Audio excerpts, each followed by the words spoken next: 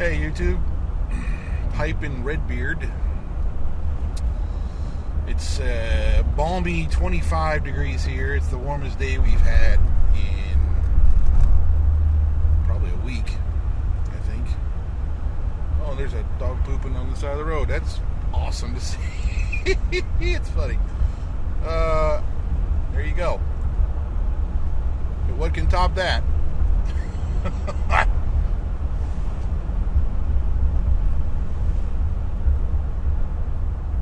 Running into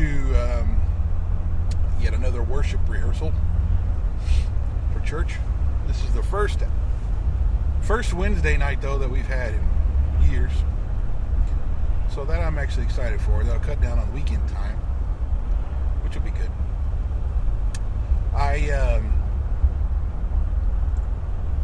Housekeeping, Mr. Brog. This is a 62. Number 62. The Black Hammer, as it was referred to on the eBays. And I'm smoking. What am I smoking? Yeah. I should probably not do some of this stuff while I'm driving, but one of my faves. Let's see. Hold on.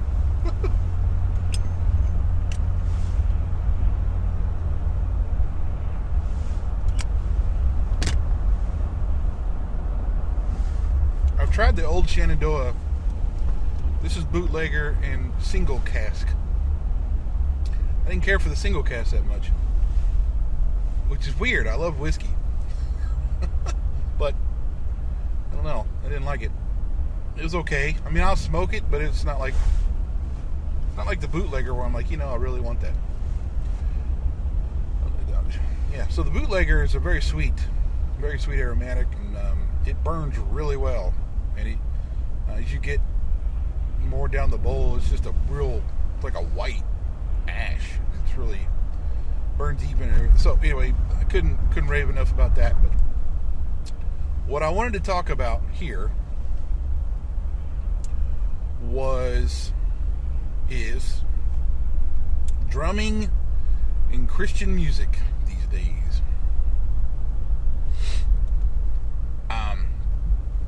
Guys, look, I love you.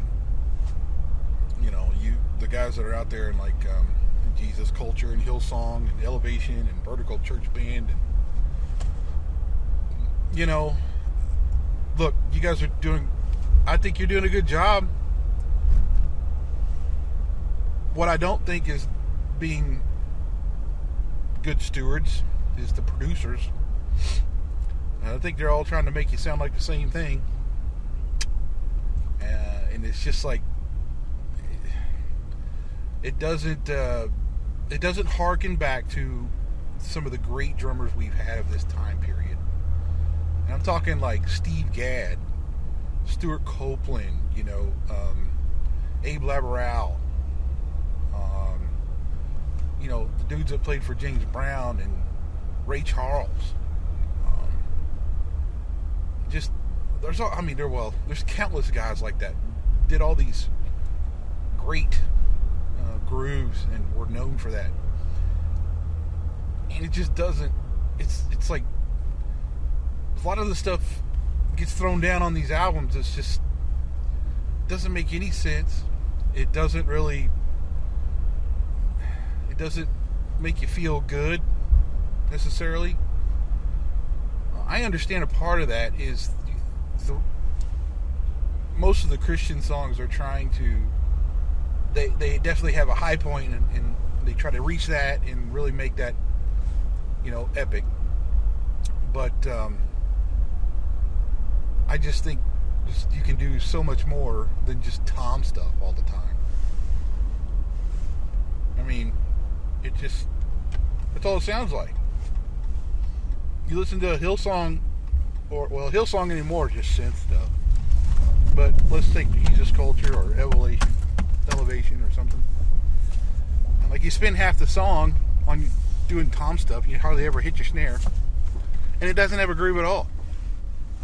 That's not cool.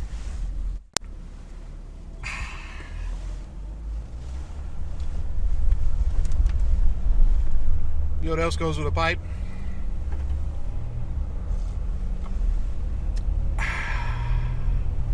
Brave Ape.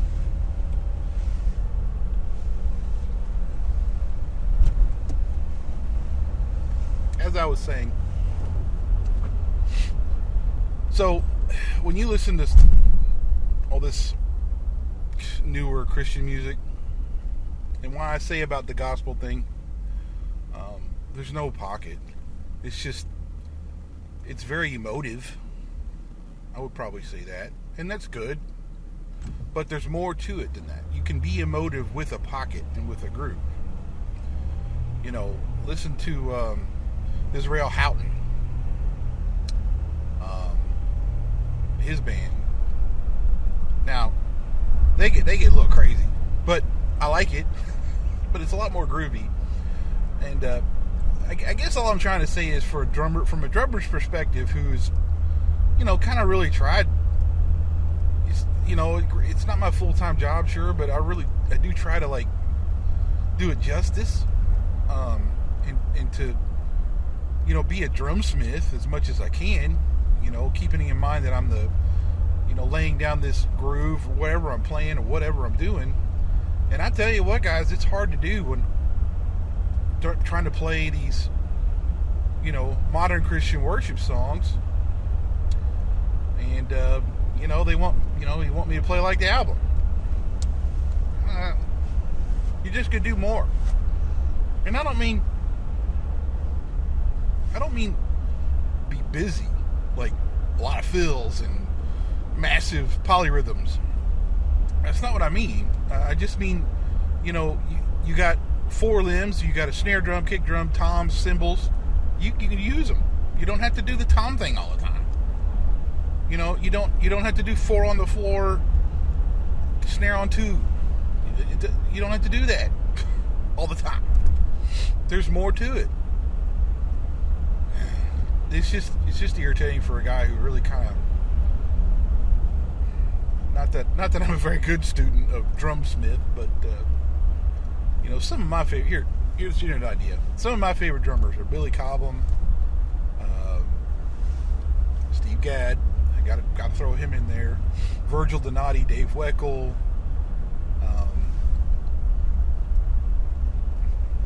I could go on, but anyway, you get the point.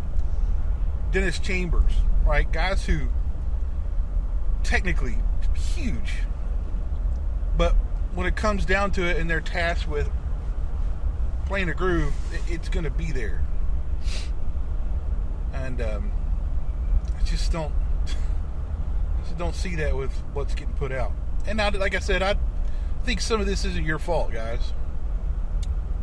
You know, I don't think you dudes that are playing out there for Jesus culture, elevation worship, Hillsong, things like that nature, I think sometimes you don't have a choice.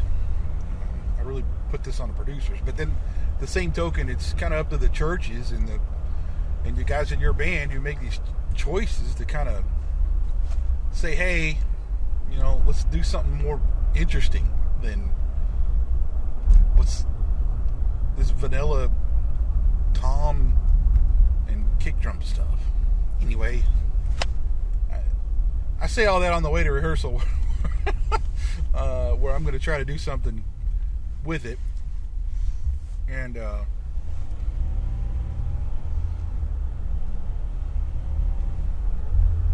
we'll see what they let me get away with. It's kind of interesting sometimes. Sometimes I play too much. I will say that. I have a tendency to, when it comes to the worship stuff, overplay. I get into it and just not even think about what I'm doing, and I'm playing a lot. So I got to be conscious of that. And I'm loud. I hit hard. But I do have a sense of dynamics. I just don't play loud all the time, just for the sake of being loud. So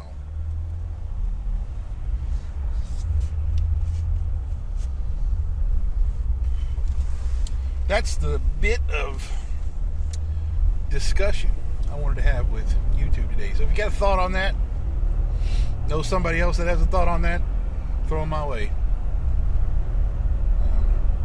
Let's see what you think. But if you're around on the 6th or 7th here in Indiana, and you come by the Southeast campus for a service, I'll be there behind the drum kit, and you can hear if I'm making any difference or not. I have a new pipe that I'll be showing you on the channel whenever I'm home and make a new video.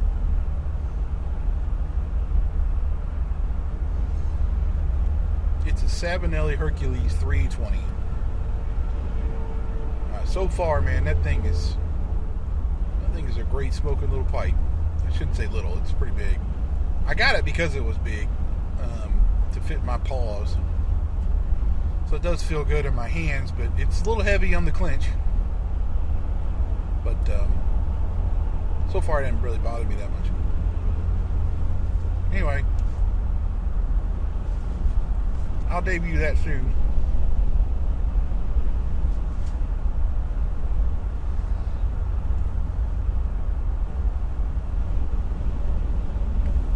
So, for now, Piping Redbeard. Later.